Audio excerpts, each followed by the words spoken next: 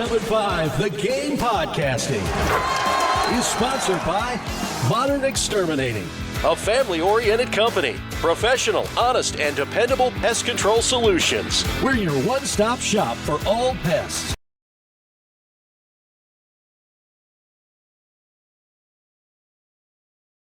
Langston, first off, let's start. And we could jump all around, but Nick Imawari rolling his ankle the other day. Don't know. They're not calling it high ankle sprain or anything like that. He says he'll be fine. Mike McDonald says he'll be fine. 3 days out of any game. And let's look, this is obviously the biggest game, period, end of story. But 3 days out of any game, if you've done that on Wednesday, what's it like the rest of the week, especially for a guy like Nick that is counted upon to be roaming around all over the place? Yeah, he's a hybrid of everything. Like I said, a la kind of Kyle Hamilton, a la kind of like a Derek Brooks-esque, kind of like a Sam linebacker that they move, and they've used Ernest like a Sam, and him more so like it's all the way they blend up that defense. But it does, put a little asterisk, put a little question mark up that, is this guy going to be at his full tilt? Because that is what makes this Seattle defense obviously coming in second in the Defensive Player of the Year. Voting Rookie of the Year voting for Nick Imawari, just how valuable he is, and again, to do it in a defense like that. I mean, you don't want something like that to happen, but this is available to anybody anytime you play football, and that's the thing about football. Lo and behold, we only play football when we felt good. It would only be the first game of the year, and the last game of the year. So this is the very last game of the year. Happens to be the Super Bowl. It doesn't have to be for are you going to finish 0-16 or 1-15? There's a lot more on the line. So I think him being young and dumb, him not knowing how hard, man, I got my whole. Let me tell you. One of the worst injuries I ever had, I was like, man, I'm straight. I don't need surgery. I'll thug it out. It's the worst thing I deal with every day, Jay. I should have listened to the doctors at the Cincinnati Bengals. They was like, man, go ahead and get surgery. You straight, man. This is the worst thing ever. So my point is, don't worry about that. You're young. Just Nobody play. cares. You got the money. Just play. What's the biggest way to try to limit quarterback opportunity? To limit quarterback opportunities, to put them in true passing situations. And again, a lot has been talked about with the interior for the Patriots with Milton, the phenomenal I had to look at that contract again. You never lose it, Jay. You're sitting there looking up how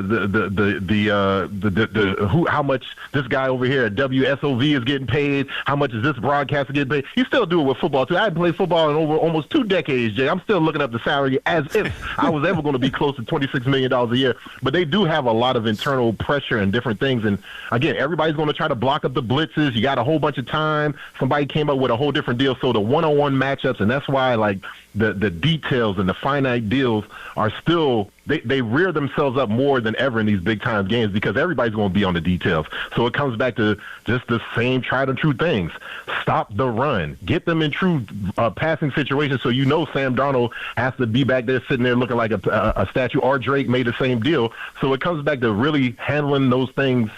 All the things you hear, all the cliche things, like the team that comes out here and rushes for 100 yards, that's the team that's going to win. But is it going to be Seattle? I don't know. They're down a running back. One of those.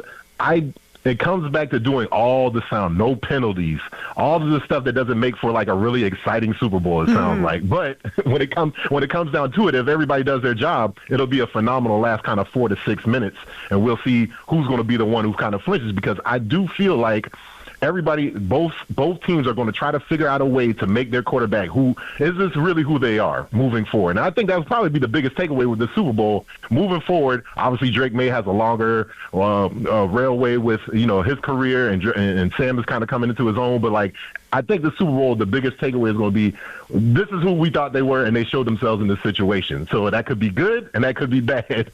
So I think that's going to be one of the biggest storylines. But, again, Vrabel's getting a couple weeks to game plan some stuff up. Mike McDonald not going to make sure that he's not out Mike McDonald and defensive coordinator, so he's going to plan some stuff up. I think it's going to come back who's going to be the quarterback who can throw across the middle and not get picked off and not get the tips and the overthrows because those windows are going to be tight. Seattle's defense is really good. Their big play differential, giving up explosive plays while making explosive plays, is the best in the league. Like their defensive front, love the fact they get pass rush from their defensive tackles.